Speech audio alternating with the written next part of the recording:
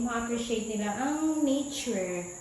Parang wood, tsaka dito naman sa window nila na napakalaking window. Ayan, ang laki. Ayan, ganyan kalaki. Nasa labas niyan is may mga kahoy, yung masarap ang hangin, sariwang hangin, at may maririnig kayong huni ng ibon. Dalawa ang magiging window nila. Ayan, dalawa ang window ng mga cats. Ito pa siya. Ito ang playground nila.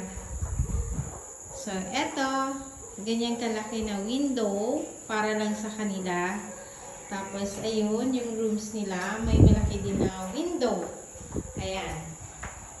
So, talagang may enjoy ng mga cat. I-retouch pa yan, yung paint nila. At maglalagay pa kami ng mga hanging bridge, mga scratch toy nila, yung may couch din sila para sa kanila at parang magpuputel talaga sila dito. Ayan. So, ganyan kalaki yung window.